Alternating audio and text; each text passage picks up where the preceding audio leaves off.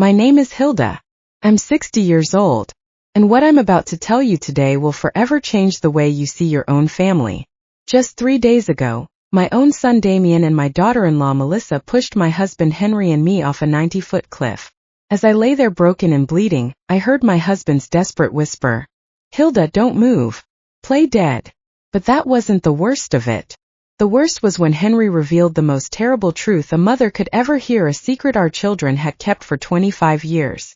For 4 decades, Henry and I built what we thought was the perfect family.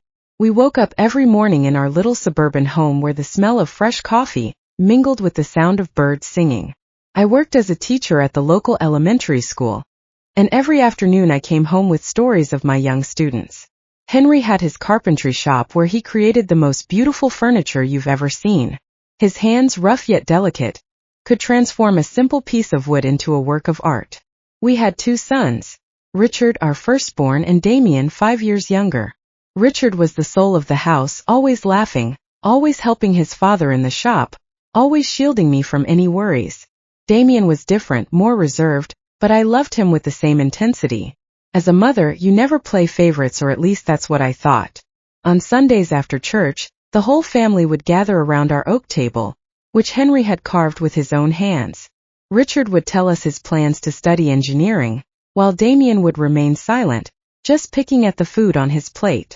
Life was simple but beautiful. In the evenings, Henry and I would walk the trail around our small town, talking about our dreams, how we'd watch our grandchildren grow, and how we'd grow old together in that very house. I never imagined those walks were training for the one that almost killed me. On weekends, I'd host family gatherings where my sisters, Harriet and Irene, would come with their husbands and children. The house would fill with laughter, kids running everywhere, women sharing recipes in the kitchen while the men fixed something in the yard. Henry was my perfect partner. After 40 years of marriage, he still brought me wildflowers he'd pick on the way to work. He helped me grade my students' tests, and I would hold pieces of wood for him while he cut them in his workshop. We were a team, an unbreakable unit, or so I thought. At night, we'd sit on the porch to watch the stars, planning our future. We talked about traveling when we retired, seeing the ocean for the first time, building a smaller house once our kids started their own families. But perfect happiness, as I would discover years later, often hides the deepest tragedies. When Richard turned 20, something changed in our family. He began to argue with Damien about things I didn't understand. I'd hear them whispering in the hallway, and they'd fall silent when I appeared. Henry told me it was just brotherly stuff and that it would pass. I wanted to believe him because I needed to believe my family was still perfect. One night in October, exactly 25 years ago, Richard didn't come home for dinner. We waited until 11, then 12, then 1 o'clock in the morning. Damien was in his room supposedly studying, but I noticed something strange in his eyes whenever I asked about his brother. Henry went out to search for him with our neighbors. They checked every corner of town, every trail, every place Richard used to go. At dawn, they found his body at the bottom of the river gorge. The police said it was an accident, that he had probably stumbled in the dark. I never questioned that version because I couldn't imagine that the truth was much more horrible. Richard's funeral was the darkest day of my life. I wore my only black dress, the same one I'd worn at my mother's funeral. Damien was strangely calm for someone who had just lost his older brother. While I cried until I had no tears left, he remained silent with an expression that now, after what I know, sends shivers down my spine. Henry never left my side all day, holding me up when my legs gave out, whispering words of comfort that I now know tasted bitter in his mouth. After Richard's death, Damien changed completely. He became more attentive, more loving, as if he were trying to make up for something. He helped me with chores, accompanied his father to the workshop, and brought me things when he saw I was sad. I thought it was his way of dealing with grief, of filling the void Richard had left behind. How naive I was. What he was really doing was building a perfect mask to hide the monster inside. The years passed and the wound never fully healed, but we learned to live with it. Damien married Melissa, a sweet girl from the next town over, and they seemed happy.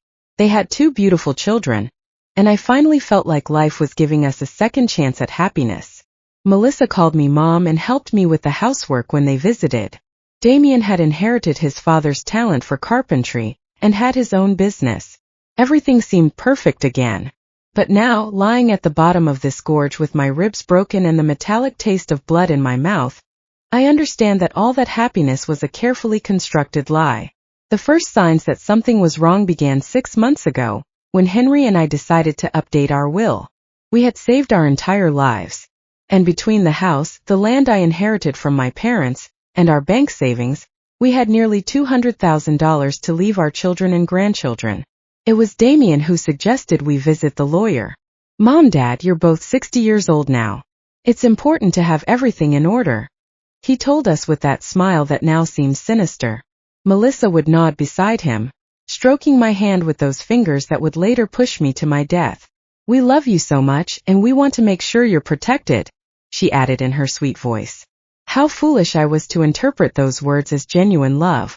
The lawyer, an older man named Albert whom we had known for years, explained the options. We could put everything in a trust, divide the inheritance among Damien's children, or simply make a traditional will. Damien insisted on naming him and Melissa as our sole heirs, arguing that they would handle the equitable distribution to the grandchildren. Besides, he said, you're going to need us when you're older.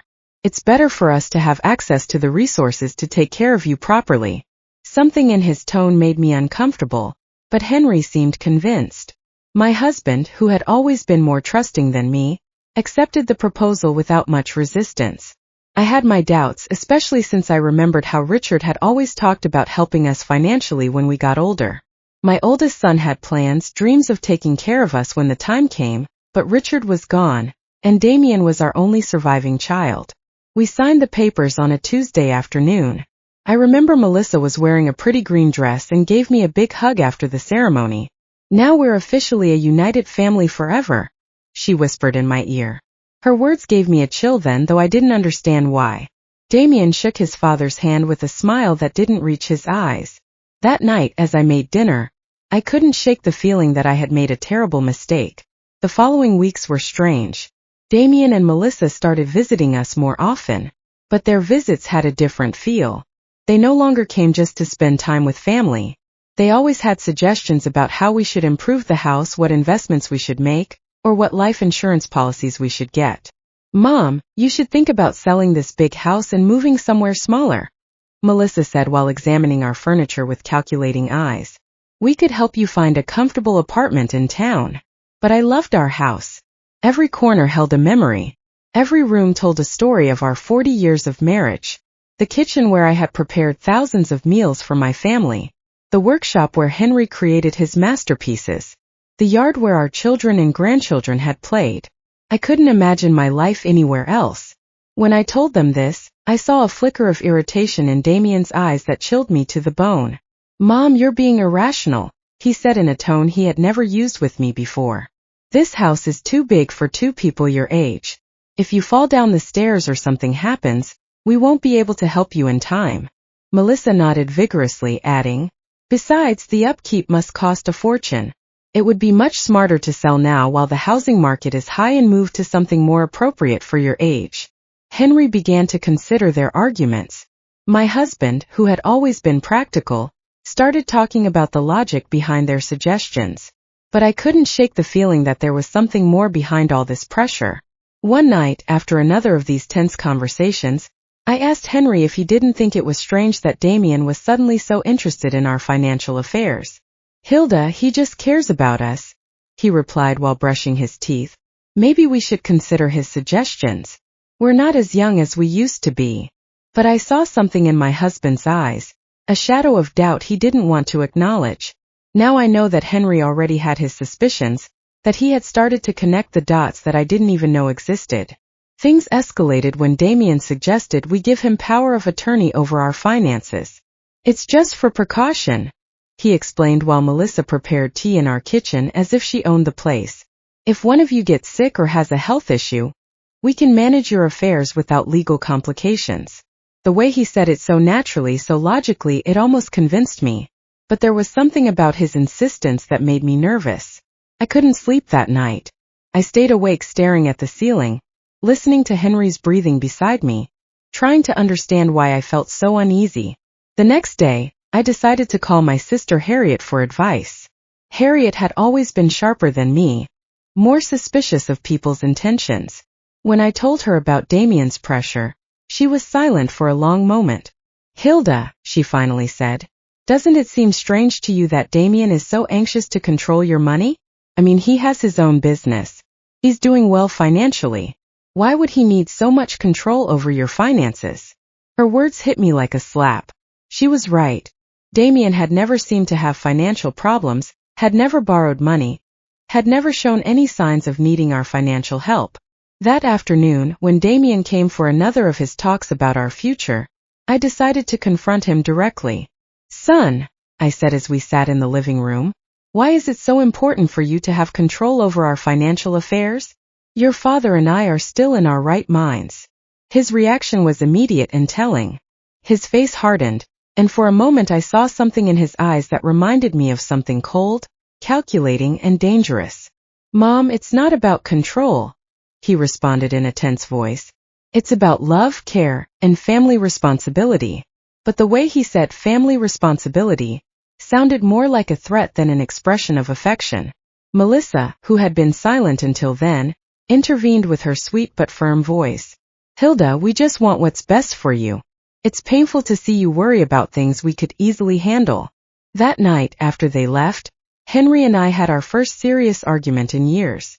He thought I was being paranoid, that I was looking for problems where there were none.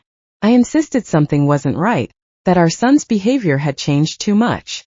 Henry, I said as we washed the dishes, do you remember what Damien was like before Richard died?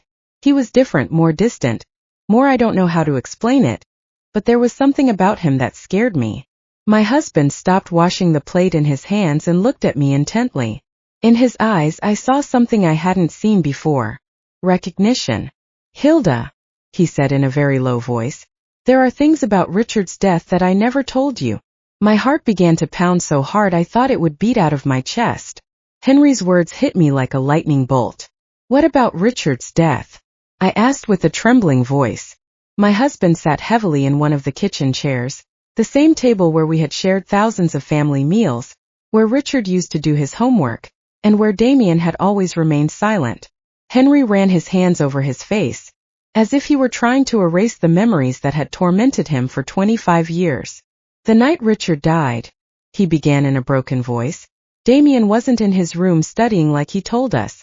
I saw him leave the house around 8 o'clock. I followed him because something about his attitude worried me. He'd been very strange those days, more aggressive, more resentful.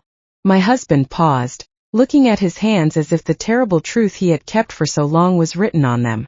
I saw them arguing by the gorge. Hilda, I heard them screaming horrible things at each other. My world began to spin. What were they arguing about? I whispered, even though part of me no longer wanted to know the answer. Henry looked up and I saw tears in his eyes, tears he hadn't even shed at our oldest son's funeral. About the inheritance. Hilda, Damien was furious because Richard was the oldest, because according to family traditions, he would inherit most of our assets. But there was something more, something about money that Richard had found. What money? I asked, feeling the ground vanish beneath my feet. Henry sighed deeply before continuing. 3 days before he died, Richard came to talk to me in the workshop. He had discovered that Damien had been stealing money from the family savings account. Small amounts at first, but then larger sums. Richard had proof. He'd been investigating for months. My mind refused to process what I was hearing. My youngest son, the one who had been so attentive after Richard's death, the one who helped and cared for us, had been stealing from us since before his brother died. Why didn't you ever tell me? I accused Henry, feeling the betrayal multiply twofold. Because when I got to the gorge that night, it was already too late, he replied in a choked voice. I saw Damien standing next to Richard's body. Our youngest son was trembling, crying, and repeating over and over, "It was an accident. It was an accident." He looked at me with those desperate eyes and begged me to help him. "Dad," he said, "Richard tripped when he was trying to hit me. I just defended myself and he lost his balance." Tears ran down my cheeks uncontrollably. "But you believed him," I murmured, even though I already knew the answer. Henry nodded slowly with an expression of guilt that had gnawed at him for decades. He was my son, Hilda. My youngest son was asking for my help, and Richard was already dead. I couldn't bring one back to life by destroying the other. I thought it was really an accident, that Damien had learned his lesson, that he would become a better man after this. And the stolen money? I asked, needing to know every detail of this nightmare. Damien promised he would pay it back little by little, that he had taken the money to invest in a business that had gone wrong. He swore he would never do something like that again. And I believed him, Hilda. God forgive me, but I believed him because I needed to believe my son wasn't a killer. I got up from the table, stumbling, holding on to the wall so I wouldn't fall. Everything I had believed about my family, about my surviving son, about the last 25 years of my life was a lie. Did he pay the money back? I asked, although I already knew the answer from the look on Henry's face. Never, he replied. In fact, he kept stealing small amounts that I pretended not to notice because confronting him would mean admitting I had covered up a murder. I became his accomplice, Hilda.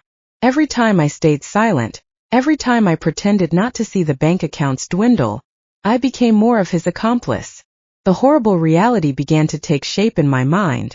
That's why he's so interested in controlling our finances now, I murmured. It's not because he cares about us. It's because he wants to finish what he started 25 years ago. Henry nodded gravely. And there's something else, Hilda. Something I just discovered a few weeks ago. What else could there be? I asked, feeling like my heart couldn't take any more revelations. Henry went to his desk and pulled out some papers he had been hiding under other documents. I've been discreetly investigating Damien's finances. His carpentry business isn't doing as well as he wants us to believe. In fact, he's on the verge of bankruptcy. He owes more than $100,000 to several banks and suppliers. The papers trembled in my hands as I read the numbers. Damien wasn't the successful man he pretended to be. He was a desperate failure who had been living on lies and stolen money for decades. Does Melissa know all this? I asked, remembering her sweet smile and loving hugs. I'm sure she does, Henry replied. I've noticed how she directs the conversations when they talk about our money. How she asks specific questions about our savings, the value of the house, our life insurance policies. They aren't innocent questions, Hilda. They are questions from someone calculating exactly how much our death is worth. That sentence chilled me to the bone. Our death, I repeated in a whisper. It was the first time I had considered that Damien might want to cause us physical harm. Until that moment I thought he just wanted to rob or cheat us.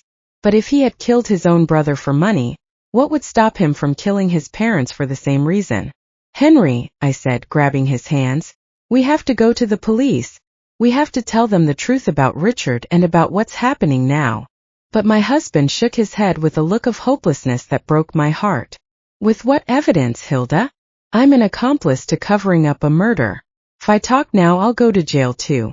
And besides, who's going to believe an old man of 65, who has been keeping this secret for 25 years? He was right. Do we just wait for him to kill us like he killed Richard? We're going to be very careful, Henry said, trying to sound more confident than he really was. We're going to find a way to protect ourselves, to gather evidence too. But his words were interrupted by the sound of the phone. It was Damien. Hi, Mom, he said with that sweet voice that now sounded sinister to me. Melissa and I were thinking, and we believe it would be beautiful to celebrate your 40th wedding anniversary with something special. How about we take you to those mountains you've always talked about next weekend? We could go on a family hike, take pictures, and have a perfect day together. My blood turned to ice. I looked at Henry, who had heard the conversation and had the same look of terror on his face. That's a very sweet idea, son, I managed to reply in a trembling voice. But let us think about it, and we'll get back to you tomorrow. After hanging up, Henry and I looked at each other in silence, knowing we had just received an invitation to our own execution. The mountains, I murmured. He's going to take us to the mountains to kill us and make it look like an accident. Henry nodded gravely, just like he did with Richard at the gorge. That night we didn't sleep a minute, holding each other in our bed, planning how we could save ourselves from our own son. The next few days were a nightmare of terror and pretense. Henry and I had to act as if nothing had happened when Damien and Melissa came to visit, smiling when they talked about the mountain trip, nodding when they excitedly told us they were going to spend time with family. But inside, every fiber of my being screamed with fear. I knew I was looking into the eyes of my oldest son's murderers, and that now they were planning to do the same to me and my husband. Melissa arrived on Wednesday afternoon with a shopping bag, and that radiant smile that now seemed like the grimace of a demon. "Hilda, dear," she said, hugging me with those arms that would soon push me to my death. "I bought some supplies for our mountain adventure. Cookies, water, fruit, everything we'll need for the picnic." She showed me the contents of the bag as if she were an excited child, but I could only think about how each of those items could be used to cover up our murder. "I also brought my new camera," she added, pulling out an expensive digital camera. "I want to capture every moment of this special day. They're going to be photos we'll treasure forever."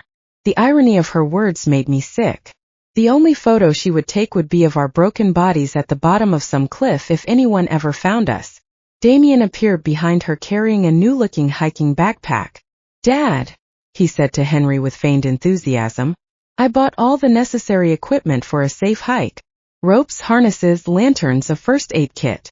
Every word that came out of his mouth sounded like a cruel mockery. Safety equipment to plan our murders. The perversity of the situation made me dizzy. "Isn't it a bit dangerous for people our age?" I asked, trying to sound casual while looking for any excuse to cancel the trip. Melissa stroked my cheek with that false tenderness that churned my stomach. "That's why we chose a very easy and safe trail," she assured me. "It's a hike even kids can do. Plus, Damien and I will be there to take care of you the whole time." Yes, they would be there to take care of us until the exact moment they decided to push us off a cliff. That night, when they finally left, Henry and I sat in our living room, trembling not just from the cold but from the absolute terror we had been holding back for hours. "We can't go," I said, grabbing his hands. "We just can't. We'll make up some excuse." "If we don't go," Henry replied in a grave voice, "they'll find another way to kill us. Maybe something that looks even more accidental, like a house fire or a robbery gone wrong. At least in the mountains, we know what they're going to try to do." His words had a terrible logic, but they didn't comfort me at all. "So what do you suggest?" I asked, desperate to find some solution that would save our lives. Henry was thoughtful for a few minutes before answering. "We're going to go, but we're going to be prepared. I'm going to hide my cell phone and set it to record everything that happens. If we manage to survive, we'll have evidence. And if we don't," his voice broke, "at least someone will know the truth." On Friday night, we could barely touch our dinner. We knew it might be our last meal together in our house, in that kitchen where we had shared so many happy moments when we were a real family. Henry reviewed his will one more time, making sure that if something happened to us, at least Damien wouldn't get everything without there being some record of our suspicions. "I wrote a letter," he confessed, pulling a sealed envelope from his desk. "It's addressed to your sister Harriet. In it, I explain everything we know about Richard's death, and what we believe Damien plans to do to us. I hid it in the place where we keep our important documents. If we don't return from this trip, at least she'll know where to look for the truth."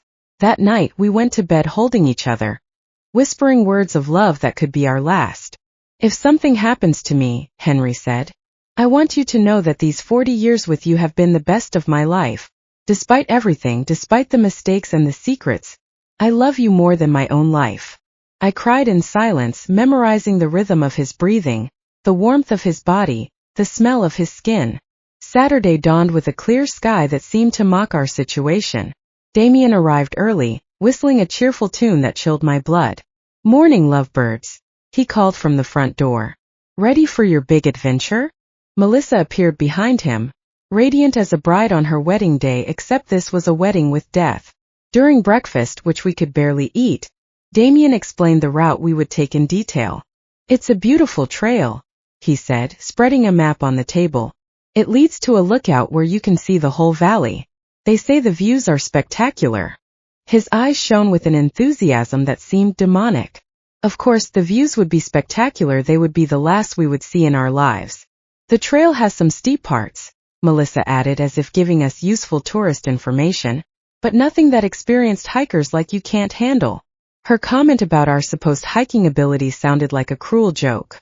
We were two 60-year-olds who barely walked through the park once in a while. As we loaded the car, I saw Damien meticulously checking his backpack, making sure he had everything he needed for his plan. I saw ropes, a small shovel, and something that looked like a flare gun. "What's that for?" I asked, pointing to the gun. "For safety," he replied without missing a beat. "If we get lost or something goes wrong, we can send a distress signal." Of course, they would send a distress signal after pushing us off a cliff so our bodies could be found, and it would be confirmed that it was a tragic accident during a family hike. Everything was calculated. Every detail had been planned to make our murders look perfectly natural. The car ride to the mountains lasted 2 hours that felt like an eternity. Melissa put on cheerful music and sang along with the songs as if we were really going on a fun family outing. Damien drove carefully, obeying all the speed limits, stopping at every stop sign. He didn't want to risk an accident that would ruin his perfect plans. During the trip, Henry discreetly took my hand and activated the recording on his phone. Everything that happened from that moment on would be recorded. If we managed to survive, we would have proof. If not, at least the truth wouldn't die with us. When we finally arrived at the trailhead, my heart was pounding so hard I thought it would beat out of my chest. The place was beautiful with tall trees and the sound of a nearby river. But for me, it had become the setting for my own execution. Damien and Melissa took their backpacks out of the car, smiling and joking as if it were the happiest day of their lives. "Ready for the adventure?" Damien asked. And for the first time in 25 years, I saw the same cold glint in his eyes that he'd had the night he killed his brother. The trail started out relatively easy, winding between lush trees and moss-covered rocks. Melissa walked ahead of us, constantly taking pictures and commenting on the beauty of the landscape. "Look at those wildflowers," she exclaimed, pointing toward bushes full of yellow blossoms, "and that beautiful bird." Her performance was perfect, that of a loving daughter-in-law enjoying a special day with her in-laws. Damien walked behind us, supposedly to make sure we didn't fall behind. But I could feel his eyes on our backs like daggers. Every time I turned to look at him, he smiled with that grin he had perfected over 25 years of lies. "How are you doing, Mom and Dad?" he would ask with fake concern. "Need to stop and rest?" After an hour of hiking, we began to climb a steeper part of the trail. My legs already felt heavy, and Henry was breathing with difficulty. We weren't used to this kind of exercise, and our murderous children knew it perfectly. They had chosen a route that would physically exhaust us, making us vulnerable for when the time came to execute their plan. "We're almost at the lookout," Melissa announced. Although according to the map I had seen at home, we still had at least another hour of hiking. Her lie confirmed that they had no intention of reaching the real lookout. The place where they planned to kill us must be much closer. During the hike, I tried to memorize every detail of the trail, every tree, every rock that could serve as a reference if I managed to survive, and needed to explain to the police exactly where everything had happened. Henry was doing the same, and we occasionally exchanged glances loaded with terror and determination. We knew we were walking toward our deaths, but we also knew it was our only chance to get evidence against our murderers. "Oh, look at that!" Melissa suddenly shouted, pointing to a rock formation that loomed to our right. "That cliff has an incredible view. Why don't we climb up there to take some special photos?" My blood ran cold. There it was, the place they had chosen for our murder. The cliff rose about 90 feet above the main trail, accessible by a secondary path that seemed much more dangerous than the one we had been following. The rocks were loose. There were fewer trees to grab onto in case we stumbled. And from the top, you could see a precipice that fell into a deep gorge full of jagged rocks. "I don't know if that's a good idea," I said, trying to sound casual. "That trail looks pretty dangerous for people our age." But Damien had already started walking toward the turnoff, carrying his backpack full of safety equipment that I knew he wouldn't use to save us. "Come on, Mom," he said with that voice he used when he was a kid and wanted to convince me of something. "It'll only take a few minutes. Besides, Melissa's right. The photos from up there are going to be spectacular." The way he said spectacular made me tremble. They would be spectacular for whoever saw them afterward as evidence of our accident. Henry squeezed my hand discreetly, reminding me that his phone was recording everything. We had to go on. We had to go all the way to get the evidence we needed. If we refused now, they would simply find another opportunity, another place, another excuse to kill us. The climb to the cliff was exhausting, The loose rocks slid under our feet, and more than once I was about to fall. But the most terrifying thing was realizing how perfect this place was for a murder. If someone accidentally tripped and fell from the top, there would be no way to survive. And most importantly, there would be no witnesses. Almost there, Melissa shouted from above, where she had already arrived with the agility of someone who had planned this route carefully. Damien followed her and then helped Henry and me complete the last few feet of the climb. His hands on my arms felt like the claws of a vulture. The lookout was indeed spectacular. From there you could see the whole valley, the mountains in the distance, and the river winding through the trees. In any other circumstance it would have been a beautiful moment to share with family. But knowing what I knew, the place seemed like the perfect setting for a nightmare. "Come over here for the photos," Melissa shouted, positioning herself near the edge of the cliff. "I want the valley to be in the background." Henry and I approached slowly, each step bringing us closer to our final destination. I could see Damien strategically positioning himself behind us, calculating angles, measuring distances. "Perfect," Melissa exclaimed, raising her camera. "Now hug each other and smile." Henry and I hugged, probably for the last time, while she took picture after picture. Every flash of the camera seemed like a lightning bolt announcing the storm that was about to come. "Take one more," Damien suggested, moving closer to us. "But this time stand back a little so the landscape looks better." One step back meant being exactly on the edge of the precipice. Henry and I exchanged a look. The time had come. We moved back as we were told, feeling the solid ground disappear under our feet, and only the emptiness of the abyss remaining behind us. Melissa raised the camera one more time, but this time I saw something different in her eyes. There was no longer any need to pretend. The mask had fallen. "Smile," she said in a voice that was no longer sweet at all. "This is going to be your last photo." At that moment, Damien lunged toward us with his arms outstretched. The plan was simple. Push us backward so we would fall into the void, take some photos of the accident, and then go down to discover our broken bodies. But Henry had been preparing for this moment. In the last second he managed to grab Damien's wrist and pull him forward. "If we're going to die, you're coming with us," he shouted with a fury I had never seen in him before. For a moment, all four of us were teetering on the edge of the cliff, holding on to each other in a macabre dance between life and death. Melissa screamed and tried to help Damien, but the weight of all of us was too much. I felt the ground give way under my feet, felt gravity begin to win the battle. And then the four of us fell together, locked in a deadly embrace, screaming as the air whistled around us and the rocky ground approached at breakneck speed. In those seconds that lasted an eternity, I thought of Richard, of how he must have felt when Damien pushed him into the gorge 25 years ago. The impact was brutal. I heard the horrible sound of bones cracking, the sound of my own body shattering against the rocks. The pain was indescribable, but even more terrible was the taste of blood in my mouth, and the certainty that this time Damien had won. This time there would be no witnesses to tell the truth. But then I heard Henry's voice, weak but clear. "Hilda, don't move. Play dead." And I realized something incredible. I was still alive. The pain was so intense I thought I would go crazy. Every fiber of my body screamed in agony. I felt blood running down my face and something wet and sticky soaking my clothes. But Henry's voice echoed in my ears like a divine command. "Play dead." With a willpower I didn't know I possessed, I remained completely still, controlling even my breathing so it would be imperceptible. A few feet away, I could hear the moans of pain from Damien and Melissa. They had also survived the fall, but from their groans, they seemed to be in worse condition than we were.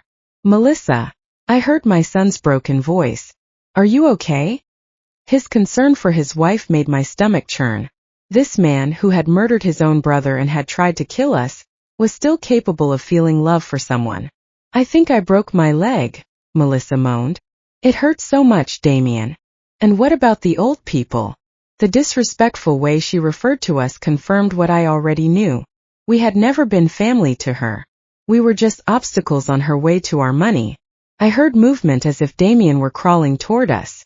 My heart was beating so fast I was afraid he would hear it. "They're dead," he announced after a few minutes that felt like hours. "Both of them have their eyes open, but they're not breathing." His lie filled me with a strange hope. If he believed we were dead, maybe we would have a chance. Perfect, Melissa whispered with a satisfaction that chilled my blood. It worked just like we planned. Well, except for the part where we fell too. I heard her bitter laugh. At least we won't have to pretend we love them anymore. For the next few minutes that felt like an eternity, Damien and Melissa discussed their situation. Both were injured, but they could move. The plan now was to crawl until they found a place from which they could call for help, and then tell the story of how they had miraculously survived a tragic accident that had killed their poor grandparents. Remember the story, Damien said to Melissa. We were taking pictures when a rock came loose under Dad's feet. He tripped and trying to grab on, he pulled Mom with him. We tried to help, but we fell too. It's important that our stories match. I know, Melissa replied. We've practiced this 100 times. We're the traumatized survivors of a family tragedy. Poor us. We lost our dear in-laws in a horrible accident. Her performance was so convincing that if I hadn't lived the truth, I would have believed every word. Gradually, their voices faded as they crawled toward what they hoped would be their salvation. When silence finally fell, Henry whispered my name so low I could barely hear it. Hilda, are you okay? I answered in the same whisper, confirming that I was alive but terribly injured. My left leg is broken, he told me in a voice choked with pain. And I think I have a few fractured ribs. What about you? I did a mental inventory of my body. I felt a stabbing pain in my right arm. My head throbbed as if someone were hitting it with a hammer, and there was definitely something wrong with my shoulder. But I was alive, and that was more than I had hoped for. We're bad, but we're alive, I whispered. The phone is still recording, but there's no signal down here. That was the most terrifying part of our situation. We were alive but trapped at the bottom of a gorge, injured, and with no way to communicate with the outside world. If no one came to look for us, we would die here slowly from thirst, hunger, or our wounds. Henry, I whispered, before it's too late, I need you to tell me everything. Everything that really happened the night Richard died. My husband sighed deeply as if he had been waiting for this moment for 25 years. That night, he began in a trembling voice, Richard came to find me in the workshop. He was furious. He had papers in his hands, bank statements. He showed me evidence that Damien had been stealing money from our accounts for months. Small amounts at first, then larger sums. Richard had been investigating, because he had noticed discrepancies in our savings. The physical pain mingled with the emotional pain as I listened to the truth that had been hidden for decades. Richard wanted to confront Damien that same night, Henry continued.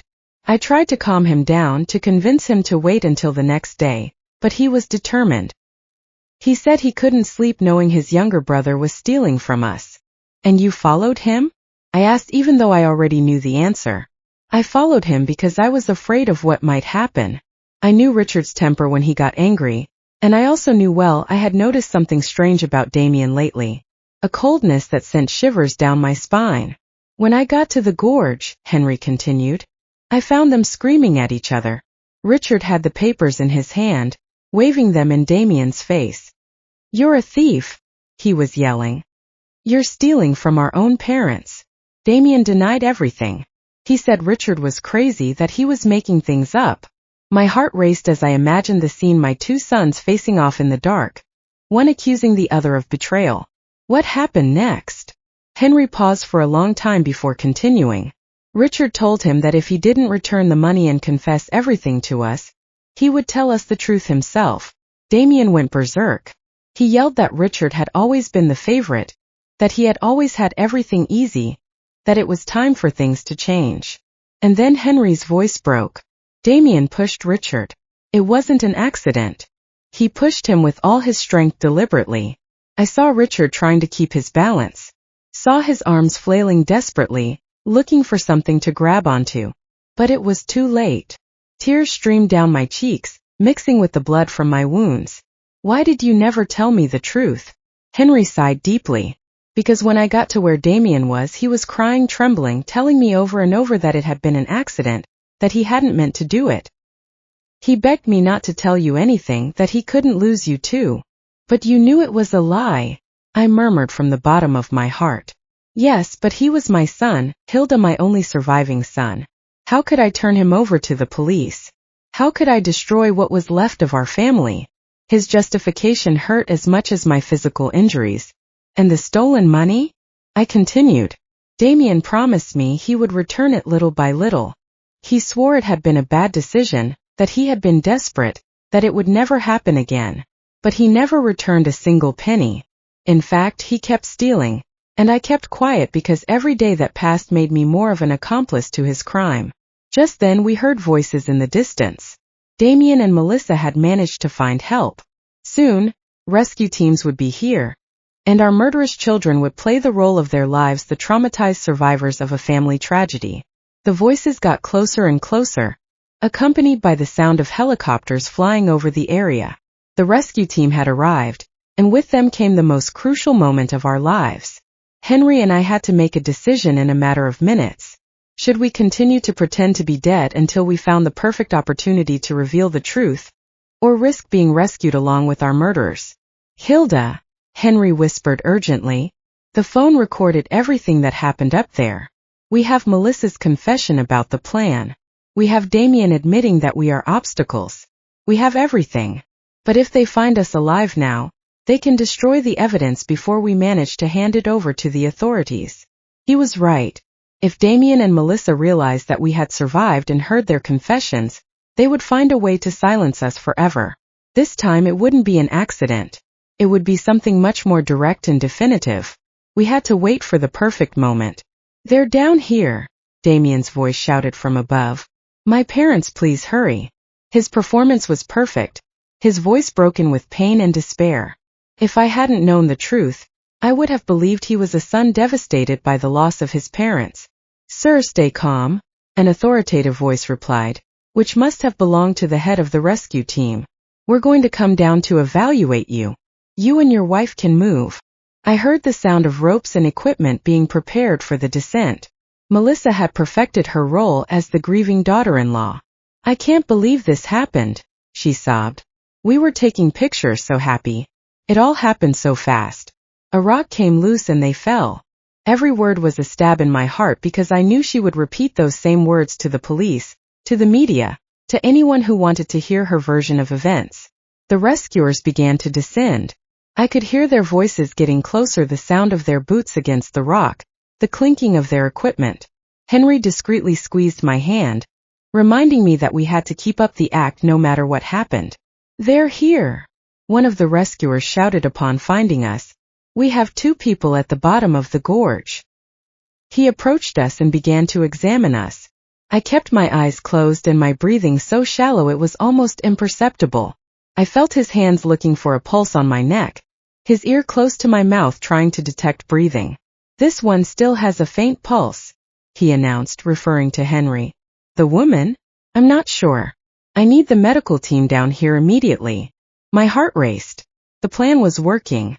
They would believe that Henry was on the verge of death but still alive, while I would be close enough to death to not be an immediate threat. For the next few minutes, which felt like hours, the paramedics worked on us. I felt them put an oxygen mask on me, check my wounds and secure me to a stretcher. The whole time I had to fight against every instinct in my body that screamed at me to open my eyes, to ask for help, to stop pretending. The man is stable but critical, I heard one of the paramedics report over the radio. The woman is in very serious condition. Pulse is almost imperceptible. We need to transport them to the hospital immediately. Perfect. They would take us to the hospital where we would have the opportunity to talk to the authorities without Damien and Melissa being able to silence us. During the ascent on the stretchers, I could hear Melissa's feigned sobs and the words of comfort that the rescuers offered her and Damien. You were so brave to survive this, someone said to her. It's a miracle that you're relatively okay. If only they knew that the real miracle was that Henry and I were alive to tell the truth. In the medical helicopter, as we flew toward the hospital, I could feel Henry's presence on the stretcher next to mine. The paramedics were focused on keeping him stable, and from their conversations I understood that he was in critical condition. His injuries were more serious than mine, and for a terrible moment I feared he might die before we had the chance to reveal the truth. Ma'am, I heard one of the paramedics say to me, if you can hear me, hold on. We'll be at the hospital in a few minutes. His voice was gentle, full of a genuine compassion that contrasted dramatically with the falsehood I had been hearing from my own family. When we arrived at the hospital, the chaos was immediate. Doctors and nurses ran from one side to the other, shouting medical orders I didn't understand. I was taken directly to an emergency room where they began to work on my injuries. I had to keep pretending to be unconscious, but I also had to find a way to communicate with someone I could trust. "Doctor," I heard a nurse say, "her vital signs are strange. Her pulse is stronger than we would expect for someone in her supposed condition." My heart skipped a beat. They had discovered me. I was such a bad actress that my own body was betraying me. "It happens sometimes in cases of extreme trauma," the doctor murmured. "The body has mysterious ways of clinging to life. Let's keep a close watch. The next few hours will be crucial. We've done everything we can." Melissa made a sound that was supposedly a sob of pain but to me sounded like a sigh of relief. "Can we see them?" Damien asked. "Just for a few minutes. We need to say goodbye just in case." The doctor agreed. And soon I heard footsteps approaching my bed. It was the most dangerous moment of all. I had to convince my murderous son that I was really dying. I felt Damien's presence next to my bed. His hand touched mine, and it was all I could do not to pull my hand away immediately. "Mom," he whispered. "If you can hear me, I want you to know that I love you. I'm so sorry this happened."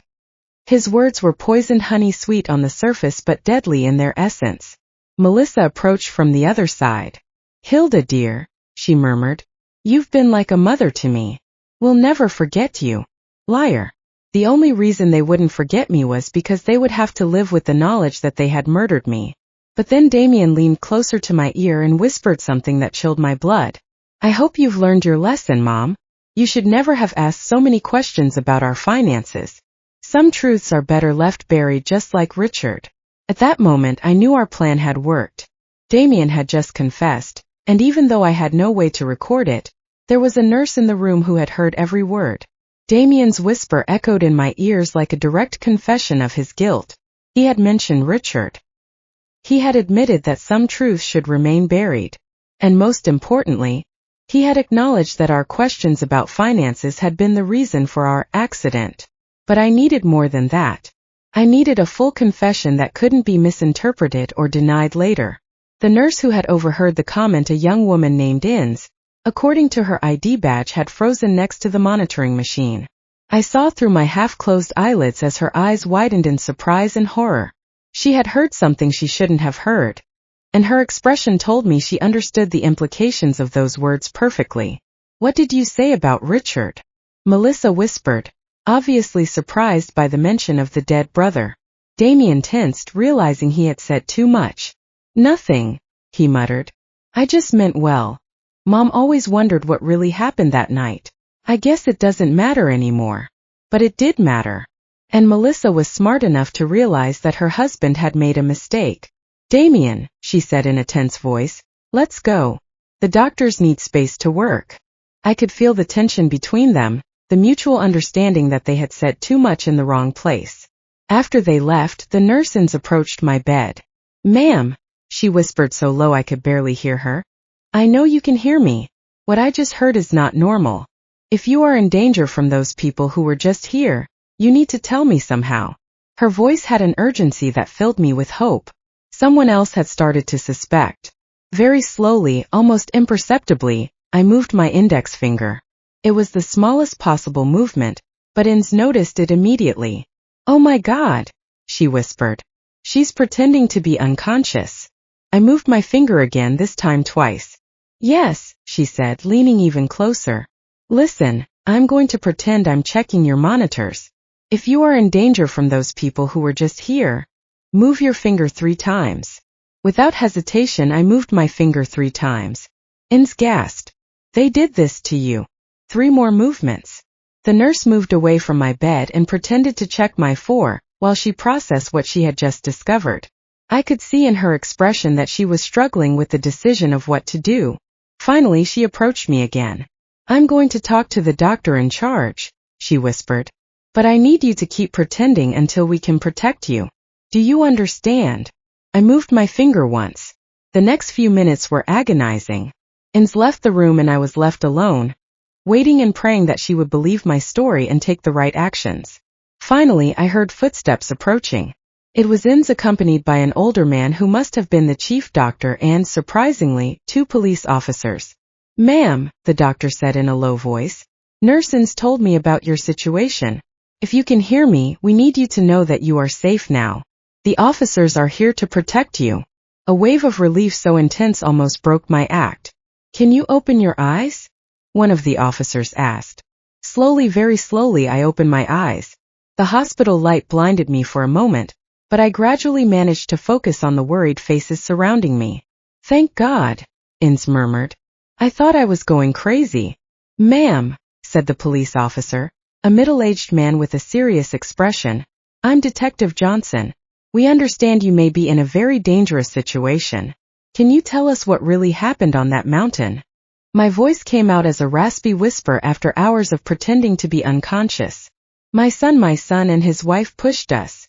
The next few hours were a whirlwind of statements, recordings, and revelations. I told Detective Johnson everything I knew. Richard's death, Damien's thefts, the pressure to change our will, and finally the plan to murder us on the mountain. But the most important thing was the recording on Henry's phone. "Your husband has recorded evidence?" the detective asked, his eyes gleaming. "Yes," I replied. "Everything is on his phone. The confessions, the plans, everything." The detective immediately went to the room where Henry was being treated. Henry had regained consciousness an hour after me, and when the detective explained the situation, he handed over his phone without hesitation. "Here's everything," he said in a weak but firm voice. 25 years of lies and the truth about what happened today. While the police technicians analyzed the recording, Damien and Melissa remained in the waiting room, playing their part as devastated family members to other hospital visitors. They had no idea that their carefully constructed performance was about to end forever. "The recording is clear," the detective announced after an hour.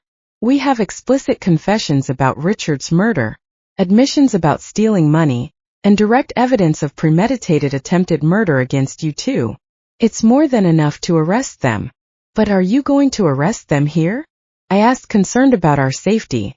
"If they realize we're alive and talking," the detective nodded, understanding my concern. "We already have officers in position. As soon as we have the arrest warrant signed, we'll take them in. In the meantime, you are both under police protection."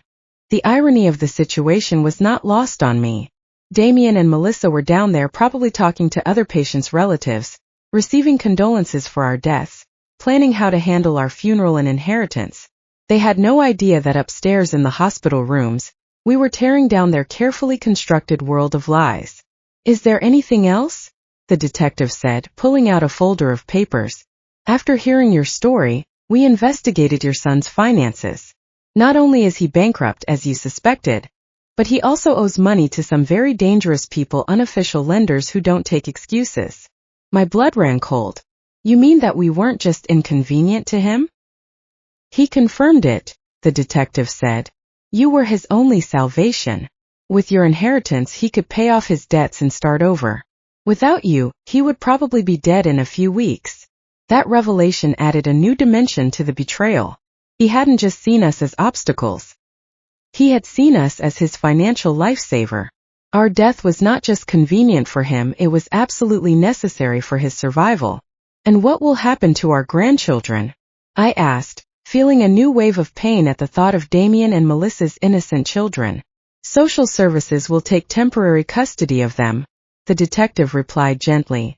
"But as I understand it, you could apply for custody once you recover from your injuries." The idea of raising the children of our own murderers was overwhelming, but it was also the only way to ensure that something good would come out of this nightmare. Those children were innocent, and they deserved a chance to grow up in a home where love was real, not feigned. "It's time," the detective announced when an officer entered the room with papers in hand. "The warrants are signed. We're going to arrest them now." Through the window of my room that overlooked the hospital parking lot, I could see police officers discreetly positioning themselves. The moment I had been waiting for 25 years had finally arrived. "Damien Black and Melissa Black," I heard the firm voice of the officer in charge. "You are under arrest for the murder of Richard Black and the attempted murder of Hilda and Henry Black." The silence that followed was deafening. Then Melissa's hysterical voice. What are you talking about? We're the victims here. Our in-laws died in an accident. Ma'am, the officer replied calmly, your in-laws are alive, and they have provided complete evidence of your crimes. There was a moment of absolute silence followed by a scream of desperation from Damien. That's impossible. We saw them die. They were dead. His involuntary confession was captured by the police recorders, adding another piece of evidence to their case. Through the radio, I heard Melissa begin to blame Damien. It was all his idea. I didn't want to do any of this. He forced me. And Damien, in desperation, screamed, You were the one who suggested the cliff. You planned all of this. In a matter of minutes, the alliance that had lasted for years fell apart as each one tried to save their own skin. Detective Johnson returned to my room an hour later with an expression of satisfaction mixed with sadness. They're arrested and on their way to the station, he informed me. They're both trying to blame each other, which only strengthens our case. But there's something else I need to tell you. What else? I asked, though I wasn't sure my heart could handle any more revelations. During the arrest, we found this in your son's backpack, he said, showing me a small digital recorder. Apparently, he had been recording his conversations with you and your husband for the past few weeks, probably looking for evidence that you suspected something. My blood ran cold. What does that mean? The detective sighed. It means he knew you were starting to discover the truth. The trip to the mountain wasn't a spontaneous decision. It was a direct response to your suspicions. In one of the recordings, you can clearly hear Melissa telling him, We have to act fast before they go to the police. The depth of the planning and the coldness of the calculation took my breath away. They hadn't just planned to kill us. They had been monitoring our conversations, evaluating the level of danger we posed to them. We were mice in a maze, and they had been the scientists observing our every move. There's something else, the detective continued, that we found in the investigation of his finances. Your son not only owed money to dangerous lenders, but he had also forged your signature on several documents trying to access your bank accounts. If you had died on that mountain, he would have had immediate access to all your resources. Every new revelation was like another stab. My own son had not only planned to murder me, he had been actively stealing from me, forging my signature, and violating every principle of family trust one had tried to instill in him. How much money did he steal in total? I asked, though I wasn't sure I wanted to know. About $50,000 over the last 5 years, the detective replied. Small amounts that he thought you wouldn't notice, but which when added up amount to a significant sum. The money Henry and I had saved over decades of hard work, penny by penny, had been financing our son's life of luxury while he planned our murder. The following days in the hospital were a whirlwind of police interviews, visits from lawyers, and calls from news media that had picked up the story. The local press had titled the case the most horrible family betrayal of the decade, and reporters from all over the country wanted to hear our version of events. My sister Harriet arrived from the neighboring town crying and hugging me as if she hadn't seen me in decades. Hilda, she said over and over. I always knew there was something strange about Damien after Richard's death, but I never imagined he was capable of this. Her words comforted me because they confirmed that my maternal instincts hadn't been completely blind. And the kids? I asked about my grandchildren who were now in the temporary custody of social services. I saw them yesterday, Harriet replied sadly. They're confused, asking why their parents can't come home. They're too young to understand what really happened. The lawyer we had hired, the same Albert who had prepared our will, came to see us with news about the legal process. The case is solid, he assured us. With the recordings, the confessions during the arrest, and all the financial evidence, it's almost impossible for them to escape significant convictions. But then he added something that chilled me to the bone. However, they are trying to negotiate a lesser guilty plea by claiming it was a crime of passion, not premeditated. A crime of passion? I exclaimed indignantly. They planned this for weeks, bought special equipment, and chose the perfect place. Albert nodded gravely. I know, and we have evidence of premeditation, but their lawyers are going to argue that it was a desperate decision made under extreme financial pressure. The idea that they could receive reduced sentences for their crimes filled me with fury. They had murdered Richard. They had tried to murder us. They had stolen our money for years. And now they wanted to present themselves as victims of circumstances. What can we do to ensure they get what they deserve? I asked. Testify, Albert replied simply. Your testimony, combined with all the evidence, will be crucial for the jury to understand the true nature of these crimes. But I warn you, it's going to be emotionally devastating to face your son in court. He was right. The idea of looking Damien in the eyes during the trial, of listening to his lawyers try to justify the unjustifiable, of publicly reliving every moment of this nightmare was overwhelming. But it was what I had to do for Richard, for us, and for my grandchildren who deserved to know the truth about their parents. 3 weeks after the arrest, Henry and I were finally able to go home. Our wounds had healed enough to allow us to move, although he still needed crutches and I had my arm in a sling. The house felt strange, as if it were the set of a play after all the actors had left. Everything was exactly as we had left it on the day of our family outing. The breakfast dishes were still in the sink. The bed was unmade.